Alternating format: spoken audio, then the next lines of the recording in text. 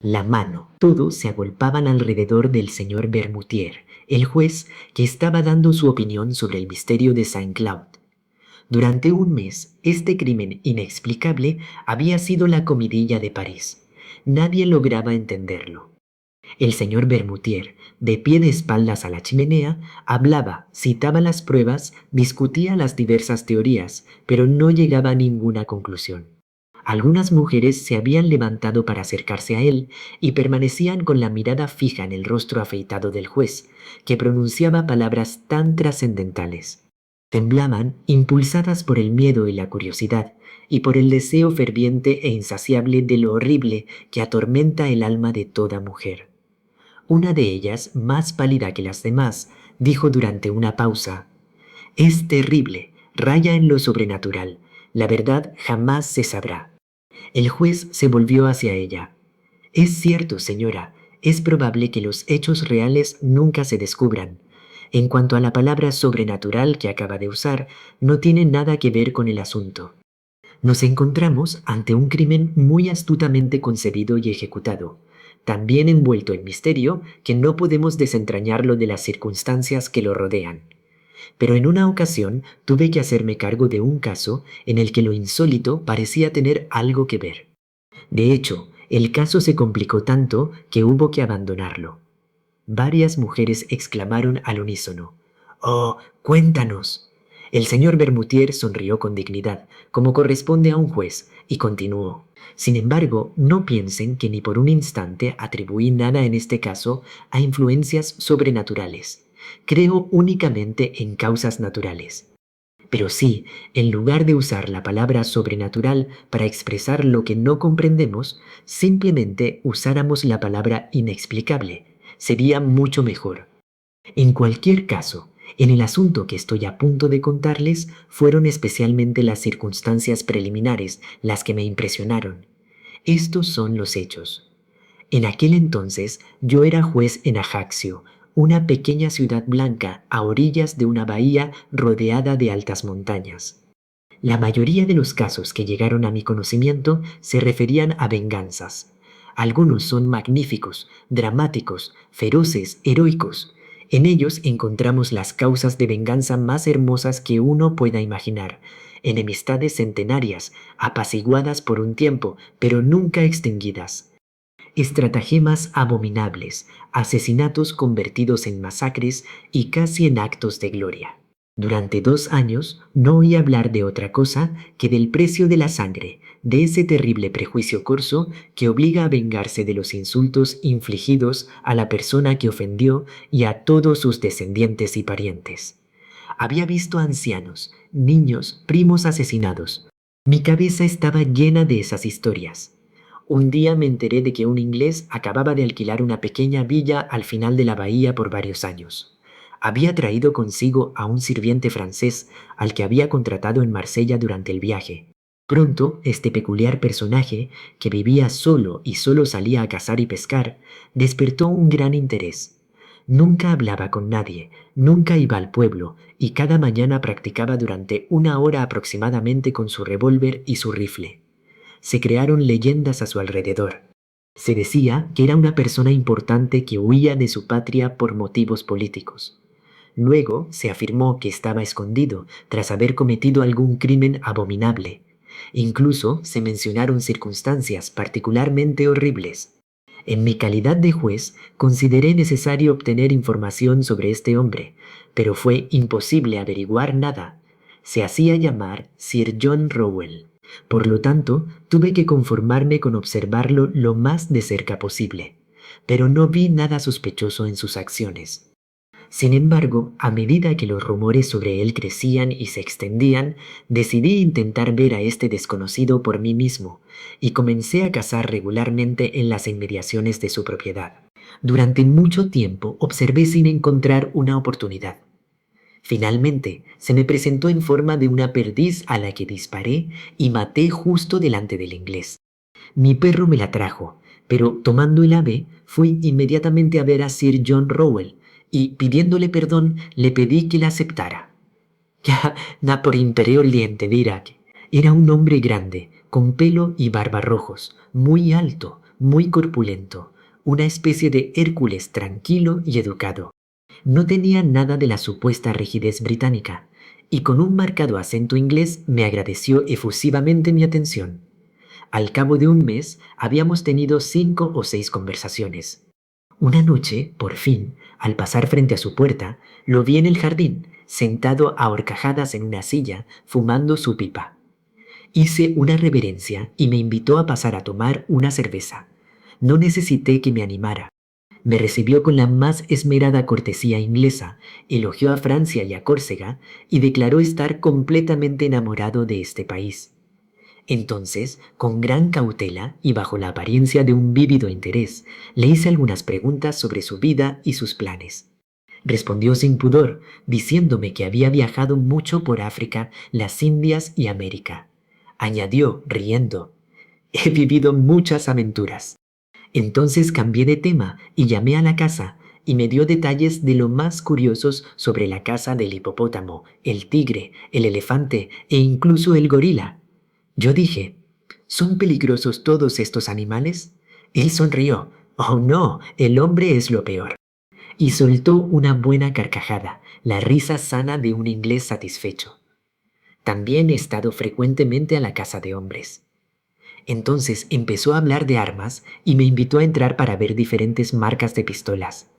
Su salón estaba cubierto de tela negra, seda negra bordada en oro. Grandes flores amarillas, tan brillantes como el fuego, estaban bordadas sobre la tela oscura. Él dijo, es material japonés. Pero en el centro del panel más ancho, algo extraño llamó mi atención. Un objeto negro destacaba sobre un cuadrado de terciopelo rojo. Me acerqué. Era una mano humana. No la mano blanca y limpia de un esqueleto, sino una mano negra y seca, con uñas amarillas, los músculos expuestos y rastros de sangre vieja en los huesos, que habían sido cortados tan limpiamente como si hubieran sido amputados con un hacha, cerca de la mitad del antebrazo. Alrededor de la muñeca, una enorme cadena de hierro, remachada y soldada a este miembro impuro, la sujetaba a la pared mediante una anilla lo suficientemente fuerte como para sujetar a un elefante con correa. Yo pregunté, ¿qué es eso? El inglés respondió en voz baja, ese es mi peor enemigo, también viene de América. Los huesos fueron cortados con una espada y la piel arrancada con una piedra afilada y secada al sol durante una semana. Toqué estos restos humanos que debieron pertenecer a un gigante. Los dedos, inusualmente largos, estaban unidos por enormes tendones que aún conservaban trozos de piel en algunos lugares. Era terrible ver esa mano. Evocaba una venganza salvaje. Yo dije, este hombre debió de ser muy fuerte. El inglés respondió en voz baja, sí, pero yo era más fuerte que él. Me puse esta cadena para sujetarlo. Pensé que estaba bromeando. Le dije, esta cadena ya no sirve para nada, la mano no se escapará. Sir John Rowell respondió con seriedad. Siempre quiere desaparecer. Esta cadena es necesaria. Lo miré rápidamente, indagando en su rostro, y me pregunté, ¿es un loco o un bromista? Pero su rostro permaneció impasible, tranquilo y amable. Me dediqué a otros temas y admiré sus rifles. Sin embargo, me di cuenta de que guardaba 3 revólveres cargados en la habitación, como si temiera constantemente algún ataque. Lo visité varias veces. Después dejé de ir. La gente se había acostumbrado a su presencia. Todos habían perdido el interés en él. Pasó un año entero. Una mañana, a finales de noviembre, mi criado me despertó y me anunció que Sir John Rowell había sido asesinado durante la noche. Media hora después, entré en la casa del inglés junto con el comisario de policía y el capitán de la gendarmería. El criado, desconcertado y desesperado, lloraba frente a la puerta. Al principio sospeché de este hombre, pero era inocente. Nunca se pudo encontrar al culpable. Al entrar en el salón de Sir John, vi el cuerpo, tendido boca arriba, en medio de la habitación. Tenía el chaleco roto, la manga de la chaqueta arrancada. Todo indicaba una violenta pelea. El inglés había sido estrangulado. Tenía la cara negra, hinchada y espantosa, y parecía expresar un miedo terrible. Tenía algo entre los dientes, y su cuello, perforado por 5 o 6 agujeros que parecían hechos con algún instrumento de hierro, estaba cubierto de sangre. Un médico se unió a nosotros. Examinó las huellas dactilares en el cuello durante un buen rato y luego hizo este extraño anuncio. Parece como si lo hubiera estrangulado un esqueleto. Un escalofrío me recorrió la espalda y miré hacia donde antes había visto la mano terrible. Ya no estaba allí. La cadena colgaba rota. Me incliné sobre el hombre muerto y, en su boca contraída, encontré uno de los dedos de esa mano desaparecida, cortado, o mejor dicho, cerrado por los dientes hasta el segundo nudillo. Entonces comenzó la investigación. No se descubrió nada. Ninguna puerta, ventana ni mueble había sido forzado. Los 2 perros guardianes no habían sido despertados de su sueño. Aquí, en pocas palabras, está el testimonio del siervo. Durante un mes, su amo parecía muy emocionado. Había recibido muchas cartas, las cuales quemaba inmediatamente. A menudo, en un arrebato de pasión que rozaba la locura, tomaba una vara y golpeaba salvajemente aquella mano seca clavada a la pared que había desaparecido, nadie sabe cómo, en el preciso momento del crimen. Se acostaba muy tarde y se encerraba cuidadosamente. Siempre tenía armas a mano. A menudo, por la noche, hablaba en voz alta, como si estuviera discutiendo con alguien.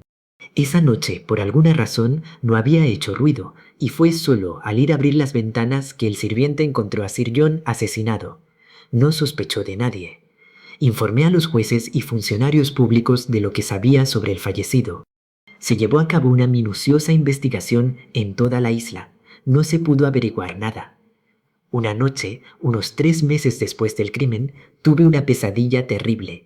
Me pareció ver la horrible mano recorriendo mis cortinas y paredes como un escorpión o una araña gigantesca.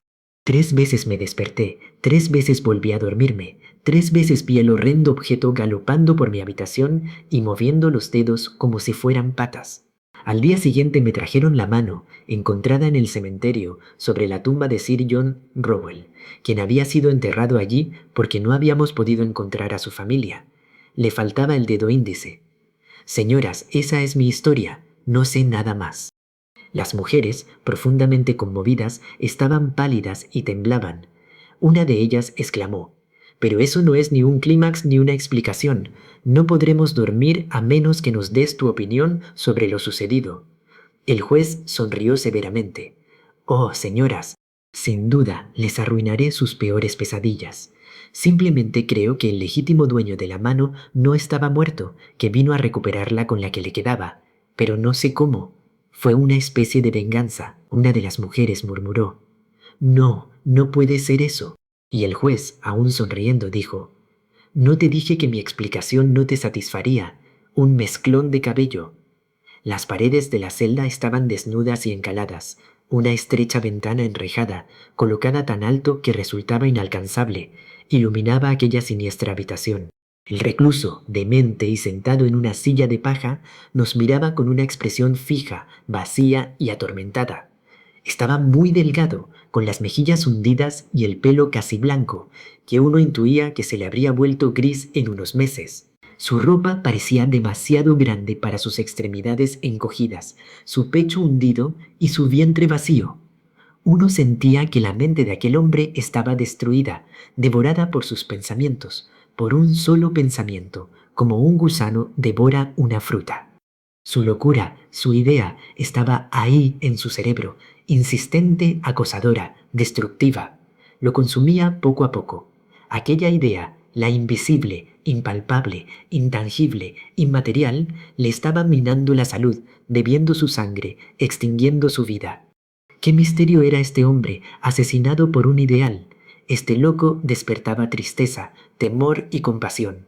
¿Qué pensamientos extraños, terribles y mortales albergaba en su frente, surcada de profundas arrugas que nunca descansaban? «Tiene ataques de ira terribles», me dijo el doctor. «Es uno de los casos más extraños que he visto. Sufre episodios de locura erótica y macabra. Es una especie de necrófilo. Lleva un diario donde describe su enfermedad con suma claridad. En él, por así decirlo, se puede comprender perfectamente. Si le interesa, puede consultar este documento». Seguí al doctor hasta su consultorio, donde me entregó el diario de este miserable hombre, diciéndome: «Léelo y dime qué te parece». Leí lo siguiente: «Hasta los 32 años viví en paz, sin conocer el amor. La vida me parecía muy simple, muy placentera y muy fácil. Era rico. Disfrutaba de tantas cosas que no sentía pasión por nada en particular. Qué bien se sentía estar vivo. Despertaba feliz cada mañana, hacía lo que me gustaba durante el día y me acostaba por la noche satisfecho, con la esperanza de un mañana tranquilo y un futuro sin preocupaciones. Tuve algunos flirteos sin que mi corazón fuera tocado por ninguna pasión verdadera, ni herido por ninguna de las sensaciones del amor verdadero. Es bueno vivir así, es mejor amar, pero es terrible. Y sin embargo, quienes aman de la manera ordinaria deben experimentar una felicidad ardiente, aunque posiblemente menor que la mía, pues el amor me llegó de una manera extraordinaria. Como era rico, compraba toda clase de muebles antiguos y curiosidades antiguas, y a menudo pensaba en las manos desconocidas que habían tocado esos objetos, en los ojos que los habían admirado, en los corazones que los habían amado, porque uno ama las cosas. A veces pasaba horas y horas mirando un pequeño reloj del siglo pasado. Era tan diminuto, tan bonito, con su esmalte y sus grabados dorados, y marcaba la hora como el día en que una mujer lo compró por primera vez, extasiada por poseer esa delicada joya. No había dejado de vibrar, de vivir su vida mecánica, y había mantenido su tic-tac regular desde el siglo pasado. ¿Quién lo había llevado por primera vez sobre su pecho, entre el calor de su ropa, con el corazón del reloj latiendo junto al corazón de la mujer? ¿Qué mano lo había sostenido entre sus dedos cálidos, lo había girado y luego había limpiado los pastores esmaltados de la caja para quitar la ligera humedad de sus dedos? ¿Qué ojos habían observado las manecillas de su esfera ornamental esperando la hora esperada, la hora amada, la hora sagrada? ¿Cómo desearía haberla conocido, haberla visto, a la mujer que escogió este objeto exquisito y singular? Ha muerto. Me invade la nostalgia por las mujeres de antaño. Amo desde la distancia a todas las que amaron. La historia de esos amores perdidos y olvidados llena mi corazón de pesar. Oh, la belleza, las sonrisas, las caricias juveniles, las esperanzas. ¿Acaso no debería todo eso ser eterno? Cómo he llorado noches enteras pensando en aquellas pobres mujeres de antaño, tan bellas, tan cariñosas, tan dulces, cuyos brazos se extendían en un abrazo y que ahora están muertas. Un beso es inmortal, va de labios a labios, de siglo en siglo, de era en era. Los hombres los reciben, los dan y mueren. El pasado me atrae, el presente me aterra, porque el futuro significa la muerte. Lamento todo lo que ha pasado, lloro por todos los que han vivido. Quisiera detener el tiempo, frenar el reloj, pero el tiempo avanza, avanza, pasa, y cada segundo me arrebata un pedacito de mí mismo para la aniquilación del mañana, y jamás volveré a vivir. Adiós, mujeres de ayer, os quiero, pero no soy digno de lástima. La encontré, a quien estaba esperando, y a través de ella disfruté de un placer inestimable. Paseaba por París una mañana soleada y radiante, con el corazón contento y paso altivo, mirando los escaparates con el vago interés de un ocioso. De repente, me fijé en la tienda de un anticuario en un mueble italiano del siglo XVII. Era muy bello, muy raro. Lo anoté como obra de un artista veneciano llamado Vitelli, muy célebre en su época. Seguí mi camino, porque el recuerdo de aquel mueble me atormentaba con tanta insistencia que volví sobre mis pasos. Me detuve de nuevo frente a la tienda para echarle otro vistazo y sentí que me tentaba. Qué singular es la tentación. Uno contempla un objeto y poco a poco lo cautiva, lo perturba, llena sus pensamientos como lo haría el rostro de una mujer. Su encanto penetra en su ser, un extraño encanto de forma, color y apariencia de un objeto inanimado, y uno lo ama, lo desea, anhela poseerlo. Un deseo de tenerlo se apodera de uno suavemente al principio, como si fuera tímido, pero creciendo, volviéndose intenso, irresistible. Y los comerciantes parecen adivinar por tu mirada ardiente tu anhelo secreto y creciente. Compré este mueble y lo envié a casa de inmediato. Lo coloqué en mi habitación. Ay, lo siento por aquellos que desconocen la luna de miel del coleccionista con la antigüedad que acaba de adquirir. Uno la mira con ternura y la acaricia como si fuera carne humana. Uno vuelve a ella a cada instante, siempre piensa en ella, vaya donde vaya, haga lo que haga. El dulce recuerdo de ella te persigue en la calle, en sociedad, en todas partes. Y cuando regresas a casa por la noche, antes de quitarte los guantes o el sombrero, vas y la miras con la ternura de un enamorado. En verdad, durante 8 días veneré este mueble. Abría sus puertas y sacaba los cajones cada pocos instantes. Lo tocaba con éxtasis, con toda la intensa alegría de poseerlo. Pero una noche, mientras palpaba el grosor de uno de los paneles, intuí que debía haber un cajón secreto. Mi corazón empezó a latir con fuerza y pasé la noche intentando descubrir esa cavidad secreta. Lo conseguí al día siguiente clavando un cuchillo en una hendidura de la madera. Un panel se deslizó hacia atrás y vi, extendido sobre un trozo de terciopelo negro, un magnífico mechón de pelo. Sí, un cabello de mujer, un inmenso mechón de cabello rubio, casi rojo, que debió haber sido cortado muy cerca de la cabeza y atado con un cordón dorado. Me quedé atónito, temblando, confundido. Un perfume casi imperceptible, tan antiguo que parecía ser el espíritu de un perfume, emanaba de aquel misterioso cajón y de aquella extraordinaria reliquia. Lo levanté con cuidado, casi con reverencia, y lo saqué de su escondite. Al instante se desenrolló en una lluvia dorada que llegó hasta el suelo, densa pero ligera, suave y brillante como la cola de un cometa. Una extraña emoción me invadió. ¿Qué era esto? ¿Cuándo? ¿Cómo? ¿Por qué habían guardado este cabello en este cajón? ¿Qué aventura, qué tragedia ocultaba este recuerdo? ¿Quién lo había cortado? ¿Un amante en un día de despedida? ¿Un esposo en un día de venganza? ¿O aquel cuya cabeza había adornado en un día de desesperación? Fue cuando estaba a punto de tomar el velo que le habían arrojado esa dote de amor como prenda al mundo de los vivos. Fue cuando iban a clavar el ataúd del hermoso cadáver joven, que aquel que la había adorado le cortó los mechones, lo único que pudo conservar de ella, la única parte viva de su cuerpo que no sufriría descomposición, lo único que aún podía amar, acariciar y besar en sus paroxismos de dolor. No era extraño que este árbol permaneciera como estaba en vida, cuando ni un solo átomo del cuerpo sobre el que crecía existía. Cayó sobre mis dedos, me hizo cosquillas en la piel con una caricia singular, la caricia de una mujer muerta. Me afectó tanto que sentí ganas de llorar. Lo sostuve en mis manos durante un buen rato, y entonces me pareció que me perturbaba, como si algo del alma se hubiera quedado en él. Lo volví a colocar sobre el terciopelo, oxidado por el paso del tiempo. Lo guardé en el cajón, cerré las puertas del antiguo armario y salí a dar un paseo para meditar. Seguí caminando, llena de tristeza y también de inquietud, esa inquietud que se siente cuando uno está enamorado. Sentía como si ya hubiera vivido antes, como si ya conociera a esa mujer, y las palabras de Villon me vinieron a la mente como un sollozo. Dime dónde y en qué lugar está Flora, la bella romana, y Parque Aitais, quien era su prima alemana. El eco responde en la brisa sobre el río y el lago que sopla.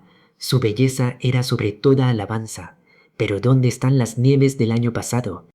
La reina, blanca como los lirios, que cantaba como cantan los pájaros, Berta Broadfoot, Beatriz, Alice Ermengarde, princesa de Maine, y Juana, la buena Lorena, quemadas por los ingleses en Rouen. ¿Dónde están, reina virgen? ¿Y dónde están las nieves del año pasado? Cuando volví a casa, sentí un deseo irresistible de ver mi singular tesoro, así que lo saqué, y al tocarlo sentí un escalofrío recorrer todo mi cuerpo. Sin embargo, durante algunos días estuve en mi estado habitual, aunque el recuerdo de aquel mechón de pelo siempre estaba presente en mi mente. Cada vez que entraba en la casa, tenía que verla y tomarla entre mis manos.